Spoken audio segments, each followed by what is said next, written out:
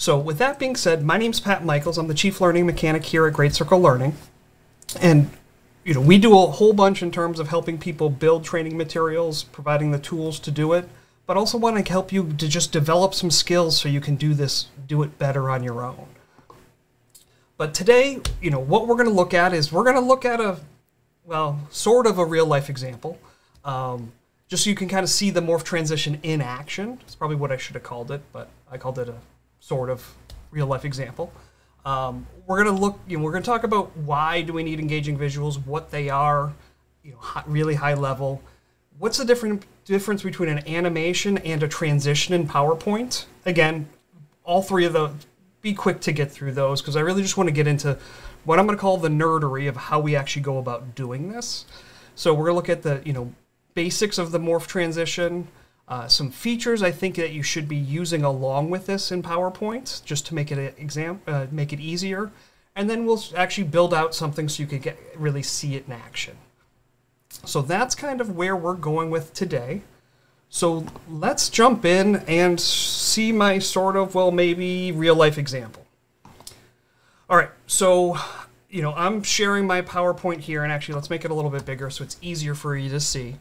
But the idea of the morph transition is to provide movement dynamically as we go from one slide to another, right? So obviously we're looking at the night sky here, but I can quickly, as I change slides, you can see we can have pieces that move as the slide goes, right? It looks a lot like an animation, but I'm able to quickly move my way through and provide this dynamic movement on the screen, which we'll talk about. We talk about the, why we should have more engaging visuals. But the idea is that we can make this look and feel, and like right now, like facts about the moon. And this is where we're going to start. Like originally I was going to have this come as just as an example, like how do you transition from night to day, and have the slides do this. But I was kind of, you're going to see my sense of humor, right? Like obviously the Rebel Alliance doesn't exist on the moon, and the Death Star doesn't actually show up, but we can make things happen on the screen as we move through and have items automatically shift and have that easing from one slide to another automatically as we go through the process of building out or not developing, but as delivering our slides. So it's just a way, it's a transition, obviously hence why it's called the morph transition, where we go from when we move from one slide to another. So that was my sort of kind of real life example. I just wanted to show you the possibility of what could be done at one level with the transition, or with the morph transition. But let's, my sense of humor aside, let's talk about engaging visuals. Especially in the world of virtual, but I even think it's, in the classroom environment as well, we want, we're fighting almost an unwinnable fight, right? The more people get used to the devices that are in their hands, right? Their phones, the screen that's next to them, on the other monitor. There's a lot of distractions going on. And I think in general, the humankind or mankind's ability to keep on task has shortened and is shortening as we move forward in our age, in the time of the different technologies, right? Like how many people get stuck going through YouTube Shorts or the Facebook Reels when they're looking at Facebook, right? Like 30 or TikToks, whatever it is. All getting used to those type of things, it's taken away from the ability to sit and look at something that's stagnant on the screen. So the more we can create engaging items on our screen, we can fight what I call the stagnant screen, right? So obviously right now I've been talking and there hasn't been anything going on the screen, but you'll notice as I'm doing these, as I do these things live, I have things that pop up on the screens and they're moving in and out, right? It's like I have a son who's got really bad ADHD, and we kind of joke around, and he'll always be like, "Ooh, squirrel," right? When he's like, he's now almost 18, and he understands like when he gets distracted. But the more we can provide things that catch people's attentions, you have a better chance of keeping them engaged, and they're not now looking at their phones, which hopefully you guys aren't doing, or looking at your other monitor, things like that. So our slides really should, I guess on a secondary note, our slides aren't there to be the training, right? They're there to be a visual support of that material, right? The more our senses play a role in how we remember things, or how we interpret things. I always go back. There are certain smells in your life that you could smell 50 years later, and it will take you back into a different time period. For me, if I smell aqua velva, I remember my being like 7 years old and watching my dad shave. Right, the smell of aqua velva takes me back to my childhood and my dad. Right, so it's not just smell, it's visual, it's all these different things. So if we can create better visuals, then we have a better chance of our learners being able to recall that information that we've laid out for them, or we've taken them through.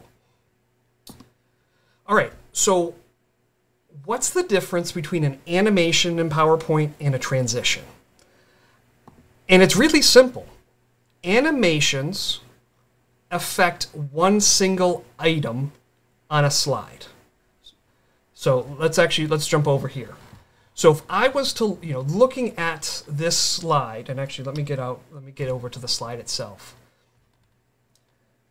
And I'm going to jump over to my facts about the moon. All of these items, right? So this item about facts about the moon, or the Death Star was destroyed, or the image of the Death Star, or the mountains, each one of those is its own element. So an animation can happen to an element. And of this whole slide deck, the only thing I animated was this word possibly. So if I was to go in here and look at the animation pane, right? So if I was to open up my animation pane, you'll see that there's a single animation on this one word, nothing else. So an animation affects an element or a single piece on a slide. A transition, right? And transitions can be seen on the tab. And for transitions, I believe you have to be minimum of it's in Microsoft 365. It may be in Office 2019, but in the earlier ones, it is not in there. But so the transitions, this is where we can see the morph transition. So what transitions are, transition happens from when we go from one slide to another. Right? So if I was to, let's say we were to create a new slide real quick. Right? And let's just clear it. Let's make it blank. If I was to insert a shape, right, let's just put a circle on it. And if I want that shape to, let's say bounce or slide in when this comes in and not have any effect on anything else on this slide, it would be in an animation. Where if I want something to happen when the slide, let's say on the second slide, when we go from one slide to another, it's a transition. So elements or animations will affect a single item, a single element on one single slide, where a transition happens when we move from one slide to another. Think of it like a fade across the, or a wipe across the screen. That's a transition. So simple enough, those are the two items there. All right. So now let's actually talk about the basics of morph. And we're going to actually jump right back into the slide that we just started setting up. So come back over here. So in this example, the one we started laying out, I've got, a circle on the left-hand side, and I'm going to, on the second slide, I want the circle to be on the right-hand side. what I'm able to do, again, I'm going to go to the Transitions tab, and by default, transitions are turned off when you start a slide or start a deck. But you can apply a transition to a single slide or to all of them. And so I'm going to apply the Morph Transition. I'm going to just do it to both of them. I mean, you could go, if we had multiple slides, you can hold down Control or hold down Shift, click on the first one, hold Shift, scroll to the bottom, click on all of them and to select them all and then apply them. You can also, over on the right-hand side, when it comes to timing, you can apply timing to all of your slides. This apply to all does not apply to the actual transitions. It just has to do with the timing. But what this is going to allow us to do, and here we'll go into look at it this way. So I've got, in this item, I have the first slide, circles on the right or on the left. When I transition to my second slide, when it goes to the second slide, it uses this dynamic easing, and it will move an element, the same element from one location to the other location, and it makes a smooth transition, which we can then control how quickly do we want that to happen under this duration. Does this make sense so far? All right, and I will always take silence as yes. All right, awesome. So easy enough. We can have, as items happen, or as we're moving from one slide to another, it will move an item from one location on the slide to another. But let's say on this second slide, I want to have text.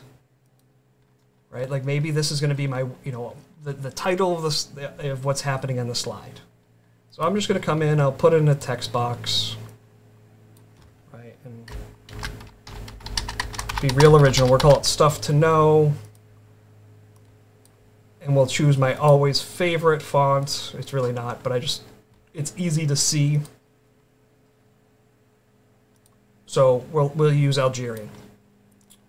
Right, so in this case, our slide is now, first slide just has the circle. Second slide just has the circle on the other side and now text on the left-hand side. So again, let's look at this in terms of, if this was in, if we're looking at this in, the slideshow.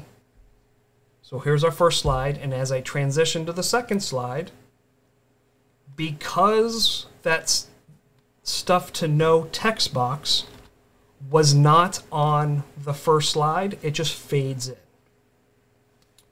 But what I can do, I can now, let's say if I wanted this to actually, let's say, move in to the page instead of fade in, I can copy it and bring it over to my other slide.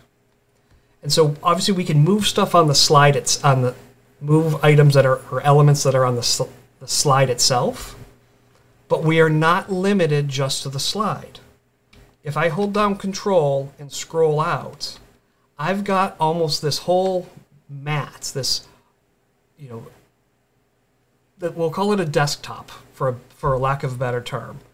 There probably is an official term, I just don't know it. But I could put this now Stuff to Know, that text box, outside my slide. It's, outside of the visible portion of my slide. Let me clarify that. So slide 1, what you can see is the white plus the circle, but I now have this text box that's also on the other slide there.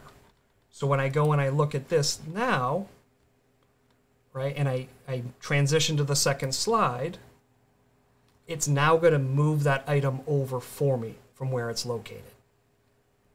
So that's really the basics. It will move items from one location, right? We can move it from, from one slide to another, and it will transition it to the other location with over a specified period of time, the duration, and it's got some easing that moves with it. So you're able to go about and do these type of things. All right, so that's the basics. All right. Now, as you start doing this more, there are some must-use, in my opinion, must-use features that have to be used.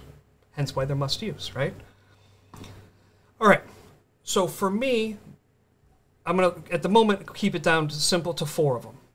The quick access toolbar, and we're going to look at all of these real quick. So the quick access toolbar, the start slideshow function, the align objects function, as well as the selection pane. And of all 4 of these, in terms of actually managing the transitions, or the morph transition the best, selection pane is the most important. I've always put quick access toolbar first because I think it's a feature that everyone needs to use because it gives us items, it gives us the ability to get to items quickly. But let's go over all of these real quick. All right, so we're going to jump back in here over into PowerPoint. And so the first one that we talked about, right, was the quick access toolbar.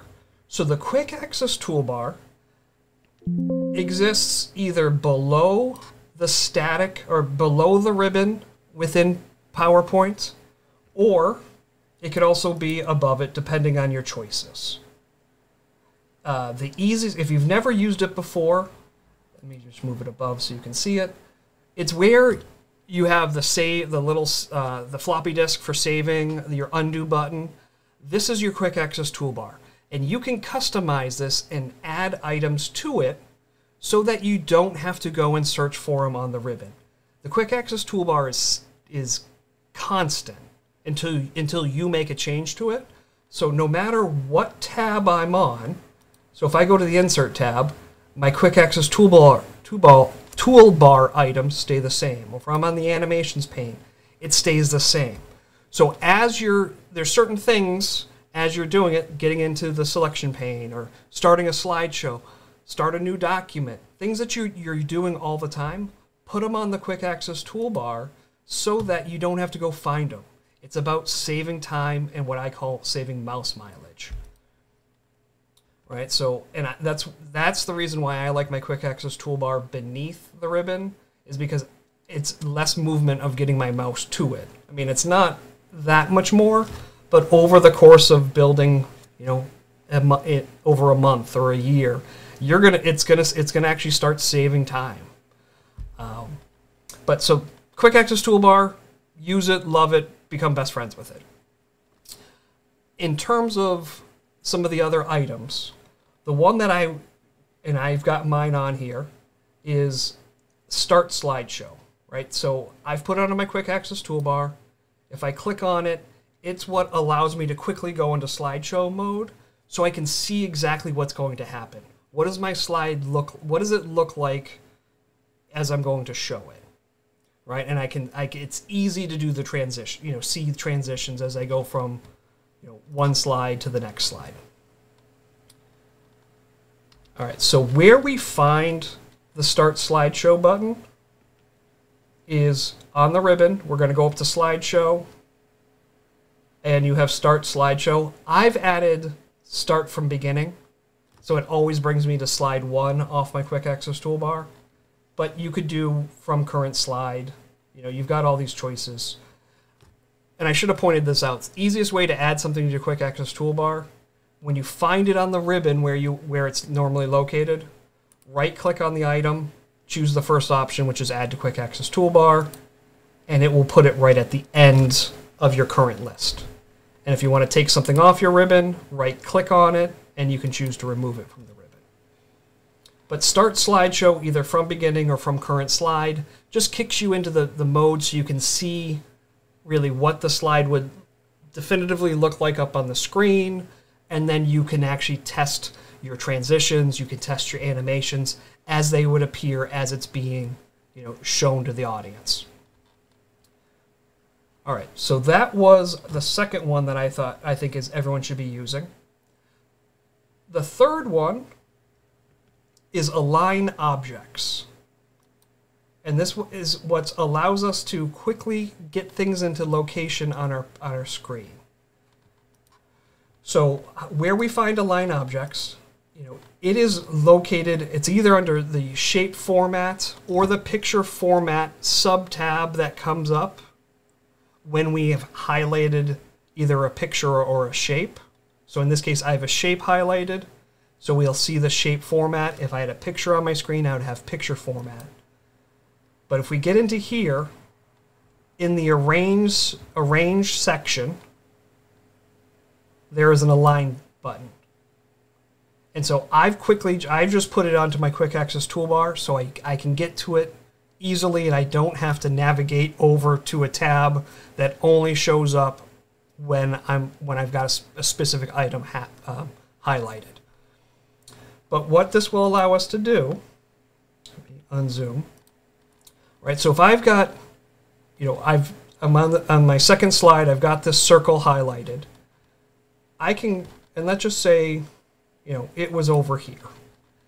And if let's say I wanted this to be directly in the center of my screen or my slide, I can drop down, the align objects, and I can choose align center, and then I can do align middle, and I know that's automatically in the middle of my document. Right, so it's dead center. Or I have other choices. I can do align left, align right, align top, align bottom. If I had multiple items and I want them to be distributed equally, either horizontally or vertically, I can do those. And you'll notice at the moment, because I only have one item selected, it's aligning it to the slide. But let's take these two things, these two items.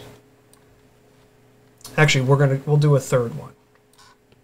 I'm going to insert in, let's just put an icon in real quick. Let's say I was going to make my own icon. I didn't want stock images. Sorry, wrong button.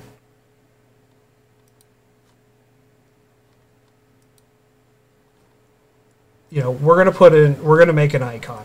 Let's say one for time. And so, just as an example, we want these two items, we want the clock to be centered directly into my circle. So I can highlight these two items, select them both, and again, we can choose align. Now, actually, let me point this down at the bottom.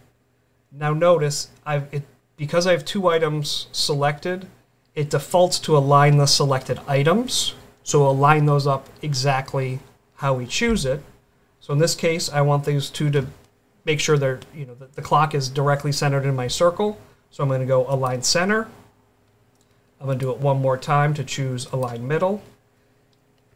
And now that is equally, it's not the best of icons because the outsides are, larger, and it's not a perfect circle, but this is now directly in the center of that circle. So it's a really nice thing as we're trying to manipulate things throughout our screen. So definitely one that you should be using. And the last one, and this one's going to play a much bigger role in everything that you do within your using of the Morph Transition, it's the selection pane. So selection pane also is located either under the picture format, graphics format, or shape format that comes up. That's that the tab that's not always there, but only when we've got something highlighted, right? Like I've got the shape or the graphics, right? So I've got some different things so I can get into it. So in here, there's the selection pane. And again, this is why I add it to my Quick Access toolbar. I can quickly get to it. And when we launch it, it basically gives us, on the left-hand side, it shows us all the different objects that are on our screen. But in addition to that, it's about layering, right? So different layers of items that are on our screen. So if I wanted my clock, let's say not to be in front of my circle, I want it to be behind it, I can drag the graphic underneath the oval and it will now be behind it. So I can use this as a way to, set up the different layers that I'm going to now take advantage of within my morph transition. And the other item that we can do here is I can rename stuff, right? So this graphic, I could actually call it what it is, clock icon, right? And this is blue circle, right? And this is main title, or whatever those items are. And so now when I'm actually in when I'm looking at a slide and I'm trying to figure out exactly what's on there, I can quickly grab all those items. It also gives us a few other things. If there's items that we didn't want to move, right? You've got lots of different elements on your screen, and as you're trying to click around, you're accidentally dragging stuff, and then you're having to undo it or put it back into place. To the right of the element, there's, on the far right-hand side, there's an open lock, or if we click it, it's a close lock, right? So when it's a closed lock, I can't move that item around anymore. So I can't, well, because it was text, I could actually grab the text and move it, which is what happened there. But I can't actually, the actual text box will not move, where the circle will. Or the other one that we have on here, the little eye or not eye. So if I was to click on, basically what looks like an eye, or if we click on it again, it makes it disappear. I can, basically hide layers, and now I'm not, I'm not stuck behind anything. Or I can see exactly, take out the items that I'm not necessarily looking to work on at the moment, and then when I'm good, I can turn them back on. And this one, I'm going to play, like I said, this plays a much bigger role in how we build stuff out. All right, so questions on any of those four, for me, must-use items when it comes to building out the items with the morph transition. All right, so now let's go and let's actually look at a sample, and we're going to build one out, just so you can kind of see what exactly is happening. All right, so let me just get this set up, and we will jump back over. All right, so here is that initial, the initial demonstration or example I showed you was all told 14 slides. But let's just look at the first three. So in terms of, slide one, there's 3 objects that are on slide 1. And if I turn on my selection pane, right, so again, we can get into one of the picture formats or graphic formats, or grab it off your quick access toolbar. But I'm going to open up my selection pane, and you'll see I've got 3 items on this page. And I've gone through and I had named them. I had my mountain, I had my morph text, maybe hard to see, but mountain, morph text, and night sky. And just so you can see, let's say I turn off my mountain. So the lowest layer that I have was an image called night sky, or that I brought in and I named it night sky.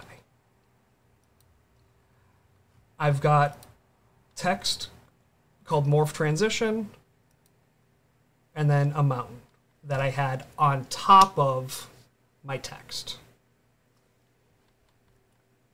When I went to my second slide, it's still the same items, right? Mountain, morph text, night sky.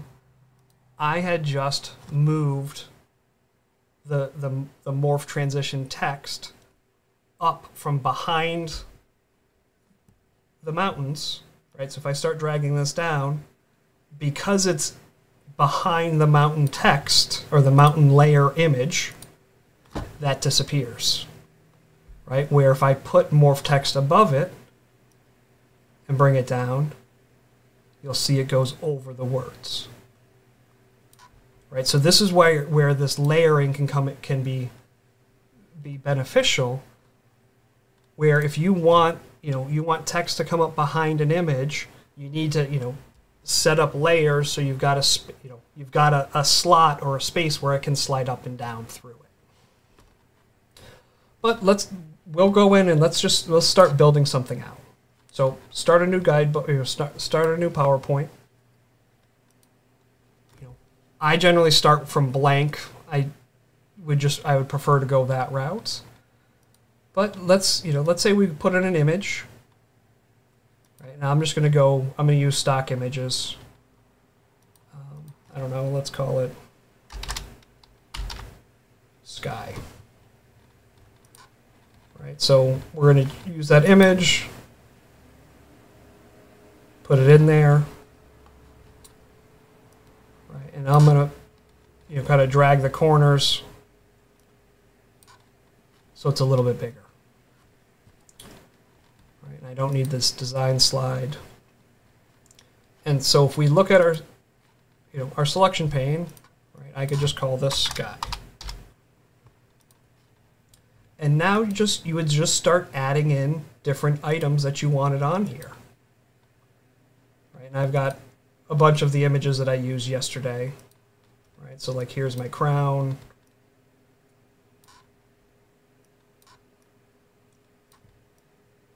Right, I could set this up however I want it. Right, and let's put in some text.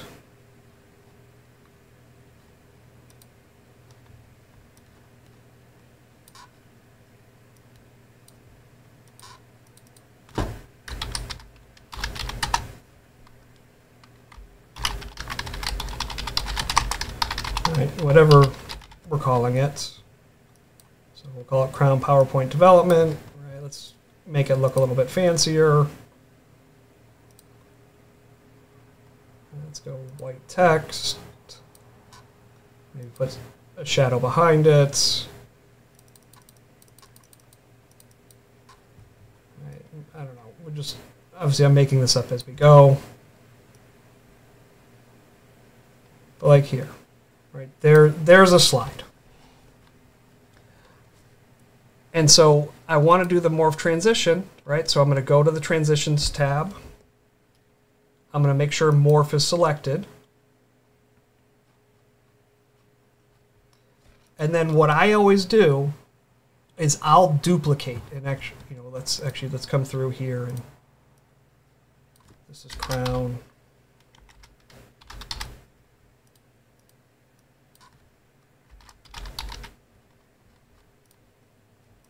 So with the morph selected, basically because I want to make sure the majority of these items are still on this same slot, on the following slide, I'll do duplicate, which you either can right-click on the slide image on the left-hand navigation bar and choose duplicate slide, or it's Control-D, either one of those. Right, so maybe, this is actually what we want the slide to look like at the end. But I want, I'm going to actually rotate this a little bit. I'm going to make it a little bit smaller. Have it up here at the top. I'm going to have this down below. And actually that should be the first slide. So I'm just dragging that up above it. But now if we go look at this from the beginning. So here's, there's the first slide. And when I transition to the second slide, right, it swoops in, because I put because on the slide it's, rotated some, it had a little bit more movement to it. So you're able to do that.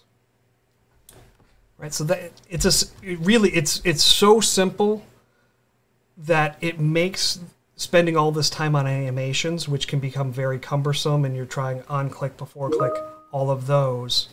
It's going to make your life a lot easier. So that's the simple way to go about it. Let me show you another item, and I know I think I said this was going to be a half hour, and we're already on it. But I'm going to put in a blank slide. We're going to put in a shape. So insert shapes. Let's do a circle. Right. So we're going back to the first one, right? I'm going to duplicate the slide. So I'm doing Control D. Right? I'm going to bring this over here. Right? So again, if we look at this, right, and this is this benefit of going adding the from current slide versus from beginning. You know, if you've got multiple slides, you can kind of skip through them. But here's the slide that we were looking at. So here's, you know, circle, right? Notice at the moment, nothing's happening. And I'm going to pretend like I did this on purpose. I really didn't. I just forgot about it. I didn't set up, these ones don't have the Morph Transition already set up to it. Right? So if I go to Transitions, just select both of those and add the Morph. So I can come back here, right? And as a transition, right, they're moving. Now what I want to show you is, let's say we wanted this circle to change into an arrow, right? So if you've got in PowerPoint, if we've got an element, right, or a shape, I can take that shape, go under Shape Format, right, choose Shape Format, and there's an Edit Shape where I can change the shape. So let's say I'm going to change it into a right-facing arrow. All right, so now our circle transitioning over to a shape. So let's flip back over to our slideshow, which is here. And let me go back. All right, so there's our circle. We have Morph Transition turned on, but when we go from a circle or from one shape to another shape, notice it didn't transition. And let's look at why that didn't happen. And where we can see this is in that selection pane. Right? And again, selection pane, it's either based on, it's in one of the formats. It's shape format, graphic format, or picture format, depending on what you have selected. But in this case, shape format, selection pane. Again, this is added to your quick access toolbar. Makes it a lot easier. But notice the name here is Oval 1. Right? Oval 1 there. Where if I go to the arrow, or to the next slide, it's arrow right 1. So the name, because we changed the shapes, the names don't match. So when you have two disparate elements, but you want to transition them together, the way you do this, wrong button, it's in the naming convention. So in this case, we're going to name it, and basically what you have to do is, the first thing is 2 exclamation points. It's what PowerPoint's going to look for. 2 exclamation points, and then whatever you want to call it. So I'm going to just call it 2 exclamation points example. And then I'm going to highlight it and do Control-C to copy it. And let me see, I saw a question come through.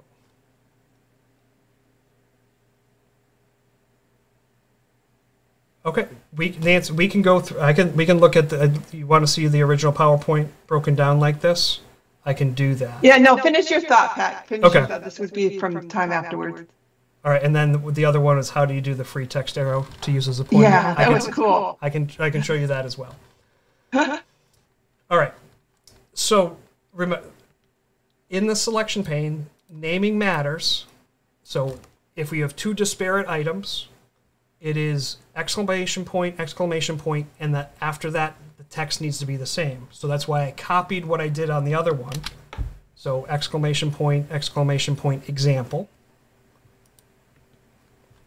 And now, if we go back to our, I'm going to have to launch it again. Jump to this one. So from the arrow, or from the circle into the arrow, it will morph the shape from one to the other. And again, that happens because we used, and here we'll put it in this text box so it's easy.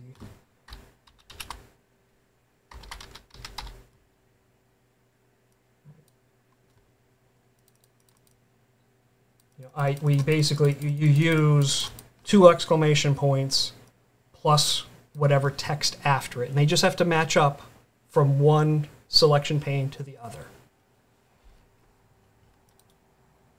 So that's, that's really the base. I mean, the morph transition, I mean, there's so much you can do with it.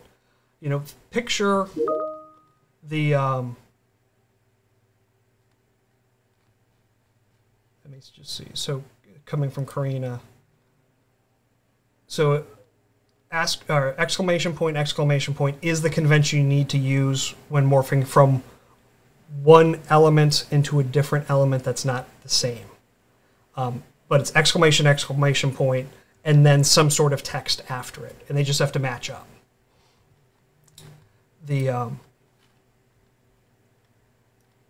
But at the highest level, it is very, it's not a complicated process.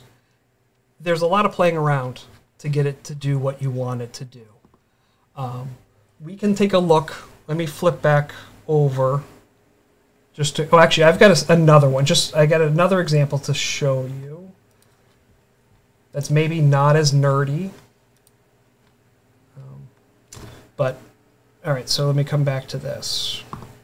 All right, so here is one, right? 4 slides talking about Europe, right? Some different images, right? Basically, those are my 4 slides.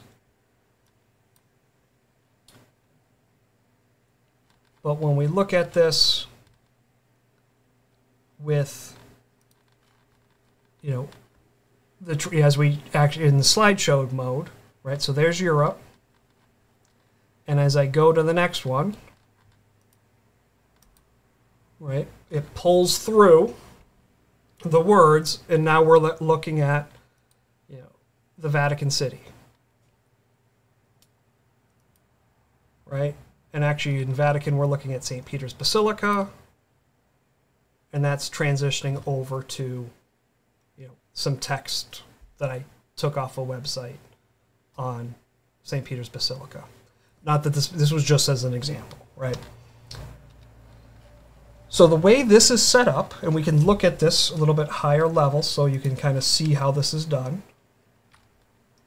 Right, I'm going to turn on my selection pane so you can see what's here. So I've got 3 main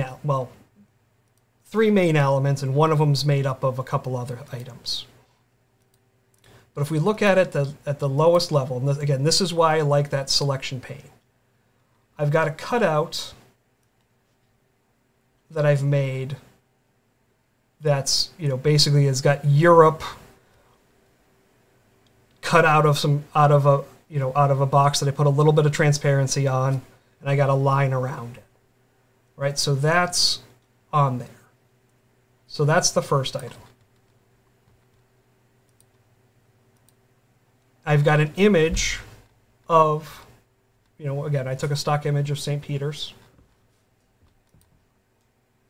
And then what I actually did, and I didn't play around, I just used PowerPoint's remove background, and I didn't play around. This is what it took out, and I didn't do anything else. But so I had these 2 items, or these 3 items, so when I add the basically item where I've cut out,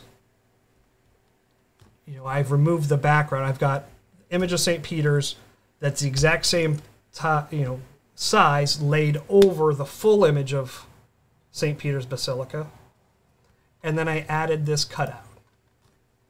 That's what we got. When I move to the second image, right, I've added in a few other things. One is I made that word Europe get really, it's big. It's taking up all of that outer, desktop space, and I made it so basically, and I turned it a little bit so that when we transitioned, it gives you this effect like you're pulling through or zooming in to that image. Right? So if we go back and look at this, right? As we transition through, all it's done is it's taken that Europe overlay that I had cut out the word Europe out of it, and it pulled it all the way out so that what you're seeing now is just really the two images of the Europe image and the overlay, right? There's that overlay. What action did you use, Pat, to pull out the Europe? You see the selection, but what? Yep. So what I ended up doing, here we'll show you. I'm going to just duplicate this so we've got a second slide. I zoomed all the way out, right? And I basically grab the corner, and I grab the corner, and I played around with a bunch. Yeah, and what animation did you use? Did you just use grow? Nope. All I did was just use the morph transition. Morph. That's it. Okay. Right, so like in this case, right, if we went this way, like, and this was me playing around with it and why I ended up rotating it and all those things, was trying to find it the right spot where I could see the whole image. And right, if we come back in, right, on this one, which it's not the full piece, right, it didn't go all the way out. And that's why, it just, there's a lot of, there's a good bit of playing around with it. But that's how I did it, is I just stretched it with the fact where when I made this Europe, I had basically did a cutout, so there is nothing. It's basically transparent where the word is, and everything else is the box or the image. Now on this, on what was really the second slide, get rid of that one. The other items that I put on here, get rid of this cutouts. I basically put in the word Vatican City. I put it in twice, and you'll see why in a moment. So if we look at this selection, and remember, we're now looking in the world of layers, right? So we're thinking in kind of some 3 dimensions. At the back, the bottom layer, I've got an image of Europe. My next layer is the word Vatican City. My third layer in the middle is just this cutout of part of St. Peter's Basilica. And the layer on top of that is the word Vatican City. But notice this Vatican City is an outline, where this Vatican City text is full. And why this matters, and it may have been, it was so quick you may not have noticed it. But if I was to grab both of these and start bringing it over, right? So we still see the full word Vatican City because right now there is that secondary image of St. Peter's Basilica was a layer, it hadn't come up as a layer yet.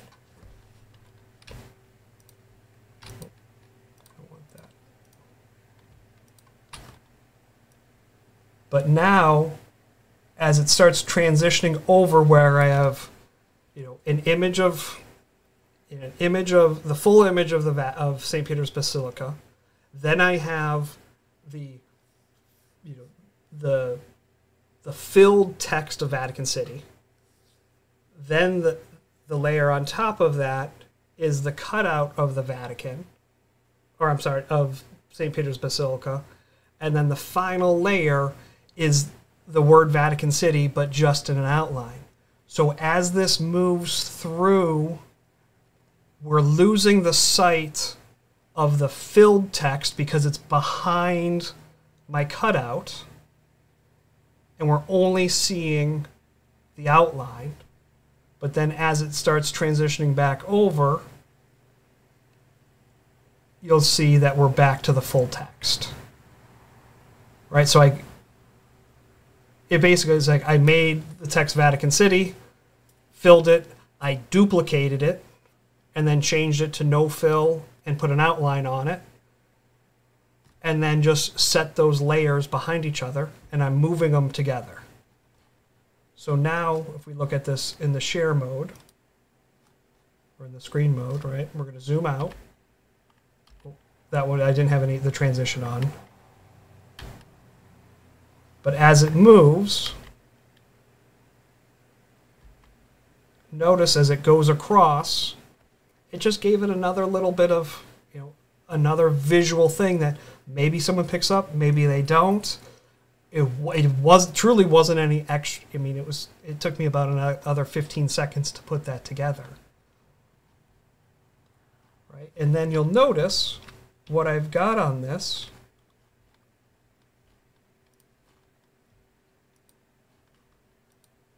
Right? On this one, I've got the items. Here's the text about St. Peter's Basilica. That's going to be coming in at some point. I've got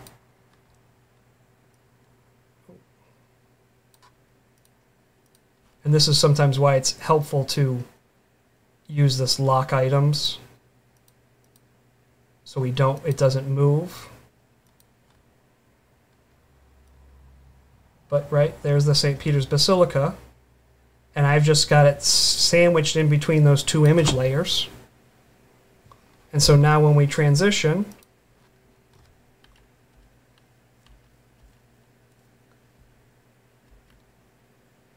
that item comes up, and it comes up out of that text. Right? So how we lay things into those layers will have an effect. So that's really that's how we end up doing it. So what other questions do you have? Other than I'll talk about the arrow and all that stuff in a moment. No. Okay. Right. So, when you're looking at these, if you'll notice, there isn't, back into my Star Wars one, there's not a lot of items. Right? I've got a few things, but I was just dragging them around on the screen to have them come out. Like these laser beams coming out of the X-Wing, they're on this item. Undo that move.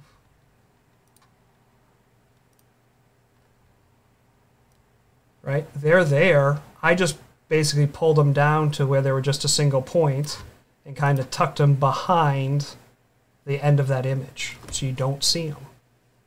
But that's how I got that look for those to grow, is they started off as a line that was very, very small, and then I dragged them out.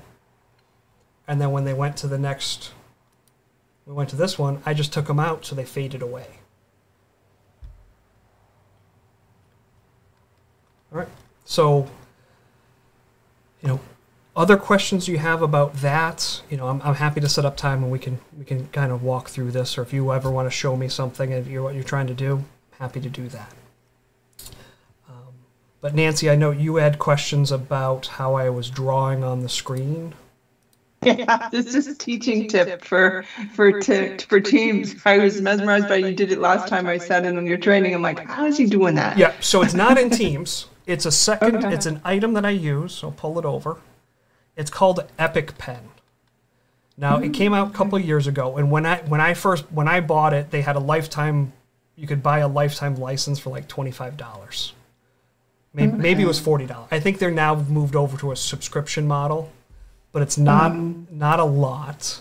But you can do different things. Like, you know, if you've got a cursor, you know, do you want your cursor to have a circle around it? You can. You can turn that on. And it's connected to your mouse, or is it? Because so it's you set it up with you set it up to hotkeys. Okay.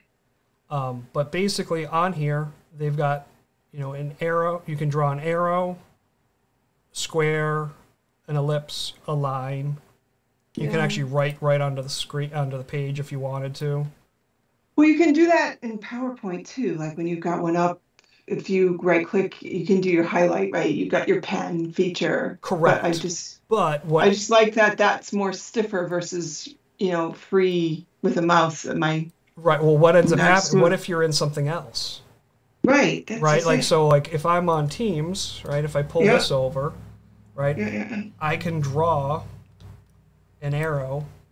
Exactly. Or if I'm on my desktop, or if I want to do a rectangle, I have all those capabilities regardless of I'm putting it onto my screen, and I'm sharing my screen into the system.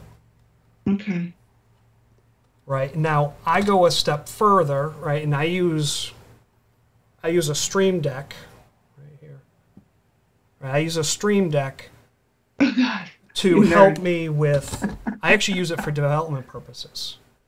Right, like I've got different functions because I can put in text, I can put hotkeys, all of these different things. Teams functions. Do I want to mute, unmute people? I can do that all through this. Yeah.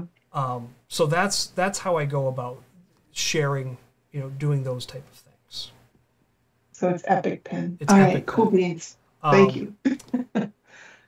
But thank you, you know, again with the transitions, actually let me pop back here. You know, just think of what are the visuals that you're trying to share, right? Why are we putting these visuals out, right? It's to support the material. It's generally not the material itself.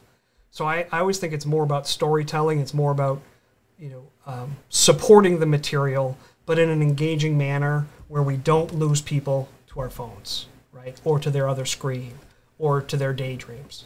At the end of the day, it's up to them to be engaged, right? Engagement at the be-all, end-all, it's on the learner. But let's not shoot ourselves in the foot and create stuff that helps them to not be engaged, if that makes sense. You're spot on in your thinking. I don't know if you've had the chance ever to go to the Training Magazine conference. I went this past February, in Orlando. They hold it every year in Orlando. And it's awesome. And they had Matthew Lunn, who was the story writer for Pixar. Okay. So, and that was just exactly it. It's about telling less text, more story, and conveying visually. And of course, they had one of their keynotes was Temple Grandin as well, and about really, you know, she's visual, right? She's a visual kinesthetic learner. And really, that was the message thematically throughout the whole context, the whole conference. I'm actually speaking. I'm a speaker there next year. Not the. Are you? Yeah, I'm not the keynotes, right? But I've got a breakout session. A breakout session. That's awesome. I'm going to try to weasel a go. Okay. I don't know if I'll be able to go next year, but it took me a few years to be able to get to go to this one. So. They'll send. So I didn't speak last. I think the year before. I spoke the year of COVID. Like we were there, and then things were shutting down as I did my presentation. But they give me a discount code, so I'll send it to you. So it's generally like $350. Yeah, if you do an early bird kind of thing. Correct, but they also give ones. You know, I think it may be a little bit better than the early bird.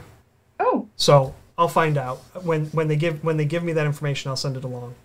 Thank you. It's a great conference. I don't know. There's a few folks that are on, but it's nice to be. It was all disciplines from all different industries, but it was really nice to be with like-minded folks. Yep.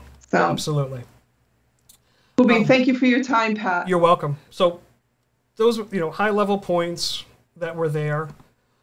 Big one. So next Wednesday, same time, we're going to talk about, kind of, well, it's still about creating engaging environments, but how I do it in OBS, which is actually the tool that I'm using right now to do this. So like when I want to, share my screen and come over here or give you a different look and pull all those things in, how do we do that? And so we're going to talk about that. So that's next Wednesday at 1. And if you want it, there's the QR code to get right to the registration, but I'll send out emails for it as well.